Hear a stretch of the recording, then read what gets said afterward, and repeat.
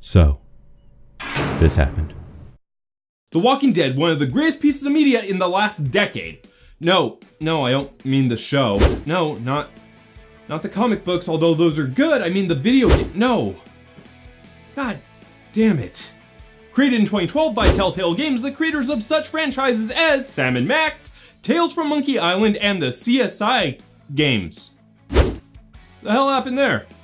The Walking Dead Season 1 was an interactive episodic drama graphic adventure game that people could not stop talking about. Set in the same universe as the series and the comics, The Walking Dead Season 1 followed the story of two survivors by the names of Lee Everett and Clementine, who dealt with such family-friendly topics as suicide, child abuse, death, fatal illness, cannibalism, and of course, zombies.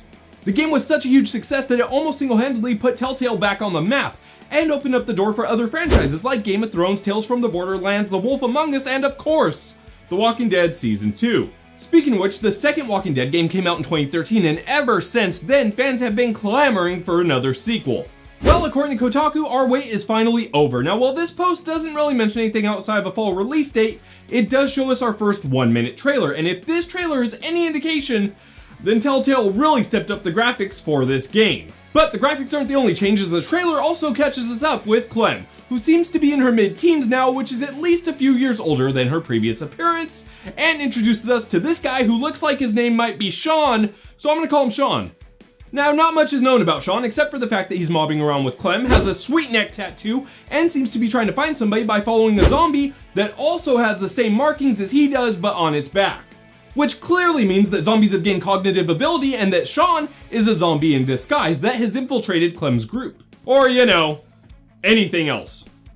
But probably the most interesting thing about this trailer isn't Sean or even the walker, it's the fact that after Clem puts down the deadhead, we get a clean, clear view of her left ring finger, or lack thereof.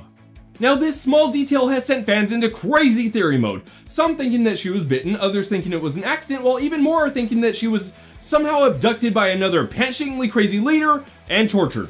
Which would explain her hanging out with Sean the Rando since he's branded the same way as the zombies. Maybe the two were abducted by the same cult or crazy person and escaped together. Maybe they're trying to track down that person by following the zombies with brandings on them. No one really knows for sure, but there are two things that we know for certain. One is that Clem's iconic hat seems to have seen some better days and appears to have 3 bullet holes in it, which is really disconcerting. And the other thing is that, quick spoiler alert for those who haven't played The Walking Dead Season 2, Kenny and Jane are nowhere to be seen, which leads me to believe that Telltale might be up to their old game of not letting your decisions have any real impact. Which would suck.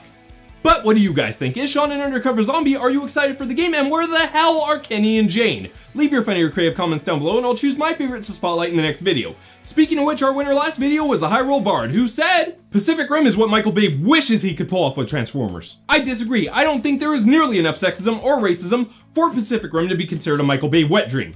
Come at me, Bay.